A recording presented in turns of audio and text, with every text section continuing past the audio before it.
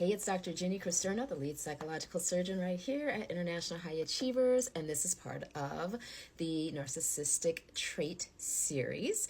And one of the things that I mentioned in a previous video in the series was cognitive dissonance. And so cognitive dissonance, I'm going to just give you the Cliff Notes version of it, is when what we think or feel or see ourselves as being doesn't match up with what we do.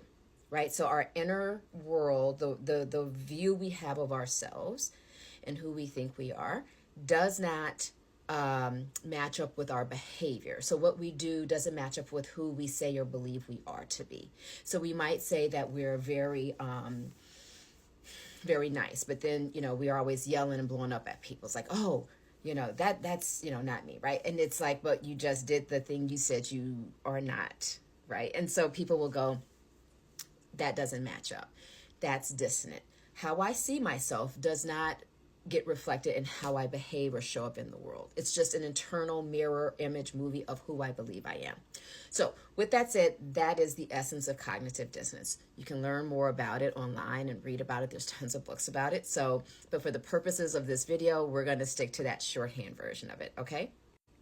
So when people are cognitive dissonant, which we all are at some point and at some level, we all have some dissonance. Oh, I thought I was a nice person. Oh, nice people don't do that.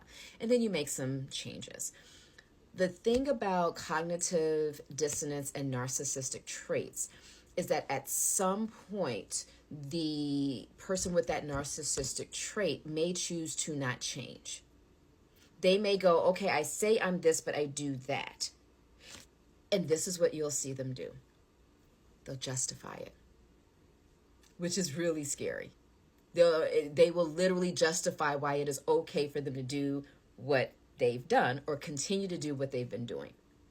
So the scariest part about narcissism and its qualities or its traits is that it does not allow the person who's experiencing that to be held accountable or to want to be held accountable because they want to be seen as this good person. And so what they end up doing, and this is the splitting that I talked about in another video that happens, what they end up doing is now they spend a lot of energy trying to be out here what they think they look like in here and what they think people will see in here. And so they do what we call they have these introjects, right? They take in part of the person and then they're also splitting. So they imagine how a person might be seeing or experiencing them while at the same time being in that place. That's the first split. And then they do another split and then they go, how are all these other people seeing me? And I want to behave in a way that matches up with them seeing me in a certain way. So that's very exhausting. It's very exhausting. So this is why the person who's closest to them or who is closer to them in that moment in a relationship gets the brunt. They get the Mr. Hyde, Dr. Jekyll and Mr. Hyde kind of effect because they're so exhausted, they're going to be moody. Right. So they start snapping off and they start saying what they really feel and what they really think because they've been holding it together the whole time. And the part that I always tell people is indicative of how easily they will evolve if they can, or what have you, evolve from this place is, do they see that as a problem? And oftentimes with cognitive dissonance, unless there is something to lose, we're going to keep it going. So they have to be, faced with a real loss of something that's very important to them. This is why you will see them jump from relationship to relationship, right? If they have serious cognitive dissonance, you'll see them go from one long-term relationship and all of a sudden they're all in on another relationship, right? Most people call that nowadays supply, right? It's simply just an object, right? This is a self-object. This is not somebody that they care about. This is not somebody that they love because they don't have a concept of that, right? And I'm going to do another video in this and have to remember to do this.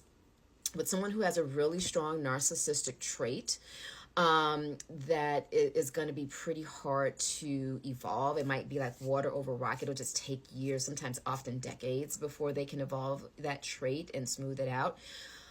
For men, this would be what you would look for. Now I'm going to share what you would look for in women. But for men, how did they treat their mother? How did they feel about their mother? That is the telltale sign, ladies. If you are looking to date a man and you kind of feel a little off, how did they treat their mother? How did they see her? How did they experience her? Do they have this underlying disdain for her? And you'll know it. You'll know it. Some of the clearest ones is, how did they treat her when she was dying? Like, that's like the ultimate tell, right? Because an individual male with a really, really skewed narcissistic, unhealed mother wound won't show up because they kind of secretly despise her. And if that is how they treat their mother, that is how they will treat you. So you run for the hills and you don't look back. For a man, right, the woman, how does she feel about her father? Does she feel her father loved everyone but her, that she was the ugly duckling and that da-da-da-da-da-da? He, his attention went to other, like her friends, or she often compared her with other people, or just ignored her altogether, right? If she grew up and she felt pretty unattractive, right? The kind of the ugly duckling syndrome. Everybody has had some form of that at one point in their life, if it was just even a moment, right?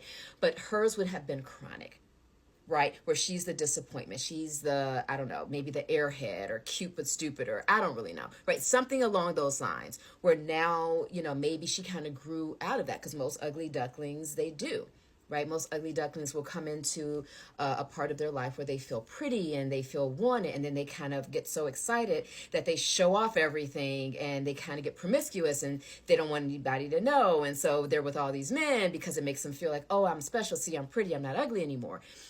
You look at how her relationship is with her father, how she believes her father felt about her, right? Is he always disapproving? So it's those kind of qualities.